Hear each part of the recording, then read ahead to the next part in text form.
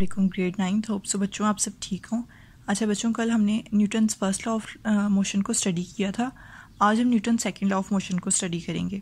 ठीक है, Newton second law of motion जो है बॉडी का, वो ऐसे बॉडीज़ के साथ डील करता है, ठीक है, जिनके ऊपर कोई नेट फोर्स एक्ट कर रही हो। ठीक है, अब नेट फोर्स क्या होती है? नेट फोर्स हमने कल भी पढ़ी थी कि आपके पास एक बॉडी के ऊपर जितनी भी फोर्सेस एक्ट कर रही हैं, उन सब फोर्सेस की जो रिजल्टेंट फोर्स होती है वो आपके पास नेट फोर्स कहलाती है। ठीक है, अब आपके पास यहाँ पे है when a net force acts on a body it produces acceleration in the body in the direction of net force. कि अगर कोई नेट फोर्स किसी बॉडी के ऊपर एक्ट कर रही है तो वो नेट फोर्स क्या करेगी? वो नेट फोर्स एक्सेलरेशन प्रोड्यूस करेगी उस बॉडी के अंदर, और उस एक्सेलरेशन की डायरेक्शन क्या होगी? वही सेम डायरेक्शन होगी जिस डायरेक्शन में आप फोर्स अप्लाई कर रहे हैं। ठीक है, जिस डायरेक्शन में नेट फोर्स है। अब जो मैग्नीट्यूड है आपके पास एक्सेलरेशन का, वो डायरेक्टली प्रोपोर्शनल होगा नेट फोर्स के जो बॉडी पे एक्ट कर रही है, and inversely proportional to its mass, और इनवर्सली प्रोपोर्शनल होगा उसके मैस के।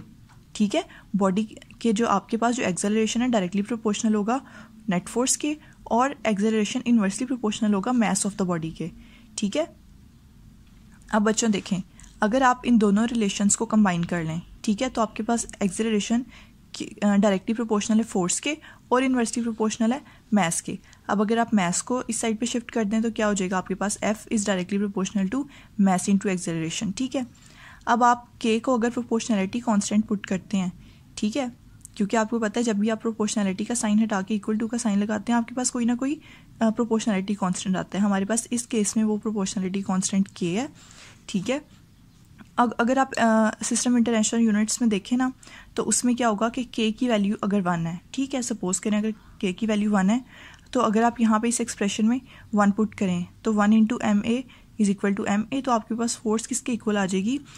Product of mass and acceleration. ठीक है, तो आपको पता है कि सिस्टम इंटरनेशनल में आपके पास क्या है कि फोर्स का जो यूनिट है वो न्यूटन होता है। अब न्यूटन क्या है? न्यूटन आपके पास 1 न्यूटन फोर्स, कब आप कहेंगे कि एक जो बॉडी है उसके ऊपर 1 न्यूटन फोर्स एक्ट कर रही है?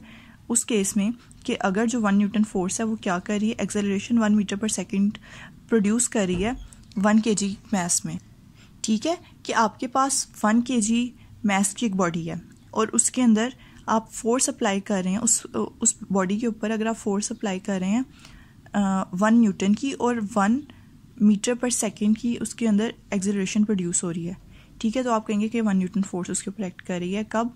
अगर 1 kg मैस में कोई फोर्स अप्लाई करने से 1 मीटर पर सेकंड स्क्वायर की आपके पास एक्सेलरेशन प्रोड्यूस हो रही है, तो आप कहेंगे कि 1 न्यूटन फोर्स इस बॉडी के ऊपर एक्ट कर रही है। ठीक है, तो फोर्स ऑफ 1 न्यूटन को आप इस तरह से भी एक्सप्रेस कर सकते हैं।